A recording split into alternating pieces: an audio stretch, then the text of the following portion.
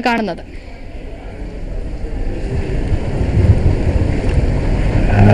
ഇന്ന് സ്ഥാനാരോഹണം ചെയ്യുന്ന പിതാവ് ദൈവത്താൽ തിരഞ്ഞെടുക്കപ്പെട്ട് പരിശീലിപ്പിക്കപ്പെട്ട് ഈ സ്ഥാനത്തേക്ക് വരുന്നയാളാണ് എന്ന് അദ്ദേഹത്തിൻ്റെ ഇതുവരെയുള്ള ജീവിതരേഖ പരിശോധിച്ചാൽ തിരിച്ചറിയാൻ കഴിയും. അദ്ദേഹം ഒരു സാധാരണ ചെറുപ്പക്കാരനായി വൈദിക വിദ്യാഭ്യാസത്തിന് പോവുകയും പിന്നീട് സന്യാസം സ്വീകരിക്കുകയും അതിനെ തുടർന്ന് സഭയുടെ പാരമ്പര്യങ്ങളും സുറിയാനിയും ഒക്കെ പഠിക്കുകയും ചെയ്തതുകൊണ്ട് ആ ജീവിതമോ ആ വിദ്യാഭ്യാസമോ പൂർണ്ണമായില്ല എന്ന് ഈശ്വരന് തോന്നി. സഖ പ്രഥമൻ ബാവ കാലം ചെയ്ത പാത്രിയർക്കീസ് പ്രത്യേകമായി തിരഞ്ഞെടുത്ത് പരിശീലിപ്പിച്ചവരിൽ ഒരാളാണ് ഇദ്ദേഹം.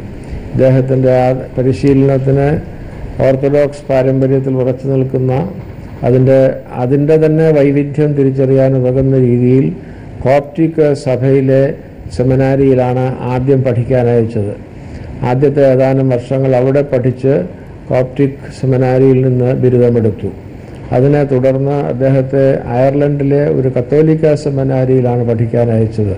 റോമൻ കത്തോലിക്ക സെമിനാരിയിൽ നിന്നാണ് അദ്ദേഹം ഒരു ഡോക്ടറേറ്റ് സമ്പാദിച്ചത്. അവിടെ ഒരു പോസ്റ്റ് ഗ്രാജുവേറ്റ് ബിരുദവും ഡോക്ടറേറ്റും സമ്പാദിച്ചു. അതിനുശേഷം അദ്ദേഹം മെത്രാനായിട്ട് നാട്ടിൽ തിരിച്ചു വന്നു.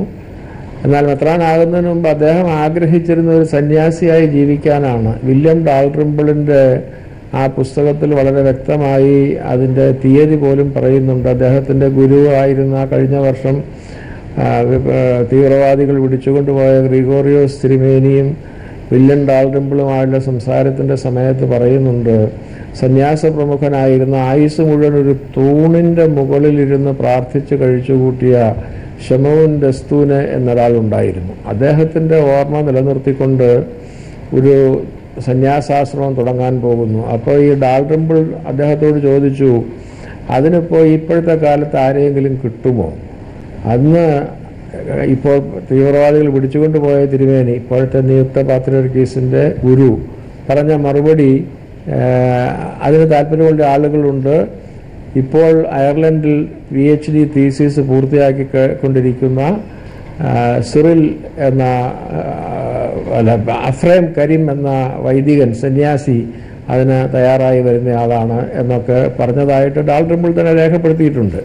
പക്ഷെ തൂണിൻ്റെ മുകളിൽ കയറുന്നതിന് മുൻപ് സിംഹാസനത്തിന് മുകളിൽ കയറാനായി ഇദ്ദേഹത്തെ ദൈവം ഒരുക്കിയത് കൊണ്ട് ആ ആശ്രമം സ്ഥാപിക്കപ്പെടുന്നതിന് മുൻപ് തന്നെ ഇദ്ദേഹം മെത്രാനായി അമേരിക്കയിലേക്ക് പോയി.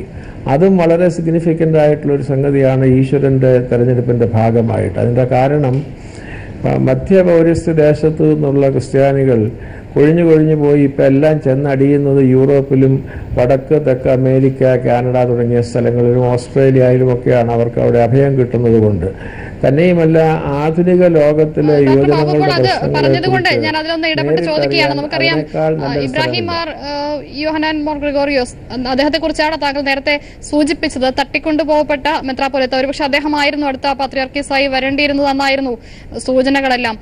അതൊക്കെ അവിടുത്തെ വളരെ കലുഷിതമായ രാഷ്ട്രീയ സാഹചര്യങ്ങളാണ് സൂചിപ്പിക്കുന്നത്. ഒരുപക്ഷെ ഇന്ന് സിറിയയിൽ ഈ ചടങ്ങുകൾ നടക്കുമ്പോൾ തന്നെ അത്യന്ത സുരക്ഷാ ക്രമീകരണങ്ങളോടുകൂടിയാണ് സർക്കാർ ഈ ചടങ്ങുകൾക്കുള്ള സൗകര്യം ഒരുക്കിയിരിക്കുന്നത് പോലും.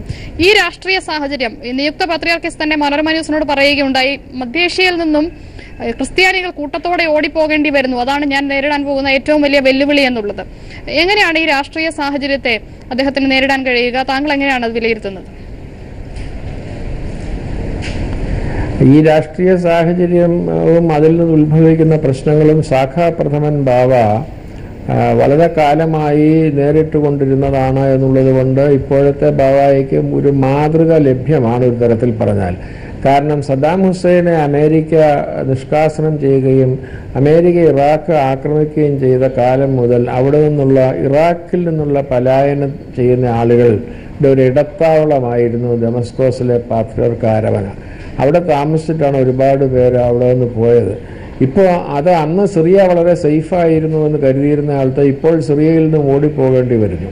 അപ്പോൾ അതുകൊണ്ട് അവർ പോകുന്നു. അതുപക്ഷെ ഈ പാത്രിയർക്കീസ് ഒരാൾ വിചാരിച്ചാലൊന്നും നിർത്താനൊക്കുന്ന വിഷയമല്ല ഇത് എന്ന് അദ്ദേഹത്തിന് തിരിച്ചറിവുണ്ട്.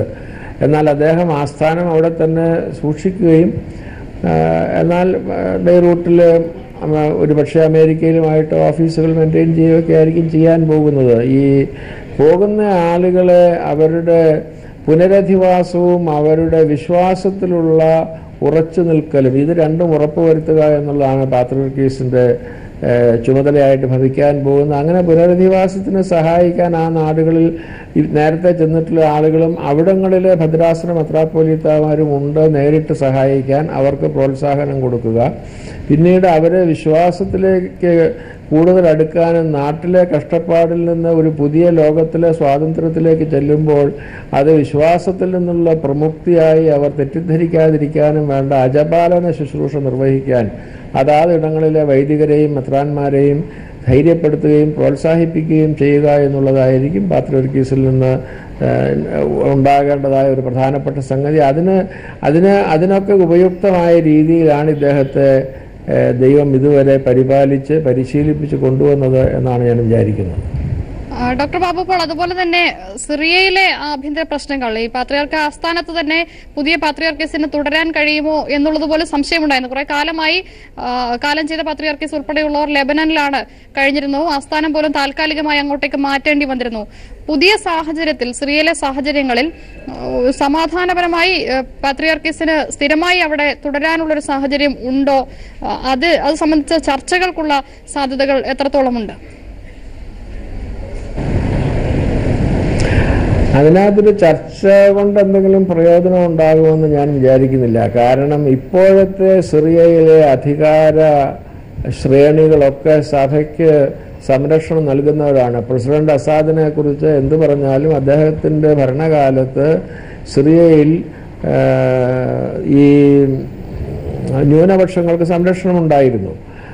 തീവ്രവാദികളായ ആളുകൾ ചോദ്യങ്ങൾ ചോദിക്കാതെയും ചോദിച്ചാൽ ഉത്തരങ്ങൾക്ക് സമയം കൊടുക്കാതെയും കഴുത്ത് വെട്ടുന്ന പരിപാടികളും പള്ളിക്ക് ബോംബിടുന്ന പരിപാടിയാണ്. അവിടെ എന്തെങ്കിലും ചർച്ച കൊണ്ട് പ്രയോജനം ഉണ്ടാവുമെന്ന് ഞാൻ വിചാരിക്കുന്നില്ല. എന്നാൽ അങ്ങനെ ഒരു ഡയറക്റ്റ് ആയിട്ടുള്ള പ്രത്യക്ഷത്തിൽ നേരെയുള്ള ഒരു ആക്രമണം പാത്രിയർക്ക് ആസ്ഥാനത്തിന് നേരെ ഉണ്ടായില്ല. പല പള്ളികൾക്ക് നേരെ ഉണ്ടായി. പാത്രിയർക്കീസ് ബാവ, നിയുക്ത പാത്രിയർക്കീസ് ബാവയുടെ തന്നെ അഭിമുഖം ഇന്നത്തെ മനോരമ പത്രത്തിലുള്ളതുപോലെ പള്ളികൾ നശിപ്പിക്കുക, വൈദികരെ കൊല്ലുക, മെത്രാന്മാരെ പിടിച്ചുകൊണ്ടു പോവുക, ഇതൊക്കെ ചെയ്യുന്ന ആളുകളോട് സംസാരിക്കാൻ പോകുന്നത് ചെകുത്താനോട് വേദം ഓതുന്നത് പോലത്തെ നിഷ്ഫല പ്രക്രിയയായിരിക്കും. ഡോക്ടർ ബാബു പോൾ, ഇപ്പോൾ തട്ടിക്കൊണ്ട് പോകപ്പെട്ട ഇബ്രാഹിം യോഹന്നാൻ ഗ്രിഗോറിയോസിനെ പോലുള്ള മെത്രാപ്പോലിത്തമാർ നേരിട്ട് വിമതരമായി ചർച്ചകൾ നടത്താനും കന്യാസ്ത്രീകളെ തട്ടിക്കൊണ്ടുപോകുമ്പോൾ അല്ലെങ്കിൽ വൈദികരെ തട്ടിക്കൊണ്ടുപോകുമ്പോഴൊക്കെ ഒരു മധ്യസ്ഥതയ്ക്കൊക്കെ തയ്യാറായി വന്നിട്ടുള്ള ധൈര്യശാലികളായിരുന്നു. അങ്ങനെയൊക്കെയുള്ള നിലപാടുകൾ അപ്രേം കരീം കൂർലോസിന്റെ ഭാഗത്തു നിന്ന് ഉണ്ടാകുമോ? അദ്ദേഹം ചെറുപ്പക്കാരനുമാണ്. അല്ല, അദ്ദേഹത്തിന്റെ ധൈര്യക്കുറവിന്റെ കാര്യത്തിനെ കുറിച്ചല്ല ഞാൻ പറഞ്ഞത്. അദ്ദേഹം അതിനകത്ത് അങ്ങനെ തുനിഞ്ഞിറങ്ങുന്നത് കൊണ്ട് ഈ പ്രശ്നം പരിഹരിക്കപ്പെടുകയില്ല എന്നാണ് ഞാൻ സൂചിപ്പിച്ചത്. അദ്ദേഹം ഒരു പുതിയ ആൾ വരുന്നത് കൊണ്ട് ഒരുപക്ഷെ ഈ തീവ്രവാദികളായിട്ടുള്ള ആളുകൾ തന്നെ തൽക്കാലത്തേക്ക് കുറെ കാലത്തേക്ക് ഇദ്ദേഹത്തിന്റെ ആളുകളെ ഉപദ്രവിക്കേണ്ട എന്നൊക്കെ തീരുമാനിച്ചു കൂടായിക്കൊന്നുമില്ല. പക്ഷെ അവിടുത്തെ അടിസ്ഥാന പ്രശ്നം ക്രിസ്ത്യാനികളുമായിട്ടുള്ളതല്ലല്ലോ, അസാദും വിപ്ലവകാരികളുമായിട്ടുള്ളതാണ്. നമ്മളോട് ദേഷ്യം വരാനുണ്ടായ കാരണം എന്താണെന്ന് വെച്ചാൽ അസാദ് സംരക്ഷിക്കുന്ന ആളുകൾ ശത്രുവിൻ്റെ ശത്രു മിത്രമെന്നും ശത്രുവിൻ്റെ മിത്രം ശത്രു എന്നുമൊക്കെയുള്ള ആ ഒരു തത്വത്തിൻ്റെ അടിസ്ഥാനത്തിൽ വരുന്നതാണ്. അതിപ്പോൾ ചർച്ച കൊണ്ടൊന്നും പരിഹരിക്കാൻ ഒക്കുന്നതല്ല അത് എന്ന് മാത്രമാണ് ഞാൻ പറഞ്ഞത്. ഇപ്പോൾ ഗ്രിഗോറിയോസ് തിരുമേനിയെ തന്നെ ചർച്ച എന്ന് പറഞ്ഞ് വിളിച്ചോണ്ട് പോയിട്ടാണ് തട്ടിക്കൊണ്ടുപോയത്. അപ്പോൾ അതുകൊണ്ട് അതല്ല അതിനകത്തുള്ളൊരു പ്രധാനപ്പെട്ട വിഷയം. പക്ഷെ അവിടെ ഒരു നേരിട്ടുള്ളൊരു അപകടമൊന്നും പാത്രിയർക്കാ കേന്ദ്രത്തിന് ഇപ്പോൾ ഇതുവരെ ഉണ്ടായിരുന്നില്ല. പഴയ പാത്രിയർക്കീസ് ബാവ തന്നെ ബെയ്റൂട്ടിലേക്ക് പോയത് ഡയാലിസിസിൻ്റെ സൗകര്യത്തിന് വേണ്ടിയാണ്. ആഴ്ചയിൽ 3 പ്രാവശ്യം ഡയാലിസിസ് വേണ്ടപ്പോൾ താമസിക്കുന്നിടത്തുനിന്ന് ആശുപത്രിയിലേക്കുള്ള ദൂരയാത്ര 1 മണിക്കൂർ വീതം ആഴ്ചയിൽ 3 പ്രാവശ്യം 2 മണിക്കൂർ റോഡിൽ കാണും. അവിടെ എപ്പോഴെങ്കിലും ബഹളം ഉണ്ടായാൽ ഡയാലിസിസ് മുടങ്ങും. അതുകൊണ്ടൊക്കെയാണ് ബാവ പോയത്. അപ്പോൾ ഈ ബാവായുടെയും ആസ്ഥാനം ഇവിടെയായിരിക്കും. മധ്യപൗരസ്ത്യ ദേശത്ത് വന്നാലും കൂടുതൽ സമയം താമസിക്കുന്നത് ബെയ്റൂട്ടിലായിരിക്കും. ഒരു പക്ഷേ അദ്ദേഹം അമേരിക്കയിലോ യൂറോപ്പിലോ മേഖലാ ഓഫീസുകൾ പോലെ തുടരാനും സാധ്യതയുണ്ട്. യൂറോപ്പിൽ തുടരണമെന്നില്ലായിരിക്കും. അമേരിക്കയിൽ അദ്ദേഹം സ്ഥലമൊക്കെ വാങ്ങിച്ചിട്ടുണ്ട് അദ്ദേഹത്തിൻ്റെ ഇപ്പോഴത്തെ ആസ്ഥാനത്തിന് പുറമെ. അത് എന്താണ് ചെയ്യാൻ പോകുന്നത് എന്നുള്ളത് അദ്ദേഹം സ്ഥാനാരോഹണം കഴിഞ്ഞ് ഒന്ന് കാല് നീട്ടിയിരുന്ന് വിശ്രമിച്ചിട്ട് മാത്രമേ നമുക്ക് കൃത്യമായി പറയാനാവുകയുള്ളൂ. ഏതായാലും ഒരു ചെറുപ്പക്കാരനും ശുഭാപ്തി വിശ്വാസമുള്ളയാളും നേതൃത്വ പരിചയം കിട്ടിയിട്ടുള്ളയാളും പണ്ഡിതനുമായതുകൊണ്ട് അദ്ദേഹം ഏത് പ്രതിസന്ധിയെയും നേരിടാനും സഭയെ നയിക്കാനും പ്രാപ്തനായിരിക്കുമെന്നുള്ള കാര്യത്തിൽ സംശയം വേണ്ട. മലങ്കര സഭയുമായും അടുത്ത ബന്ധമുള്ള വ്യക്തി കൂടിയാണ് മാർ അപ്രേം കരീം കൂർലോസ്. അതിലേക്ക് വരാം. അല്പസമയത്തിനകം സിറിയയിലെ മാറാച്ചേതേനയിലെ സെന്റ് എഫ്രൈം സെമിനാരിയിലുള്ള saint Paul's and saint Peter's കത്തീഡ്രലിൽ ചടങ്ങുകൾ തുടങ്ങും. അതിലേക്കും വരാം. ഒരു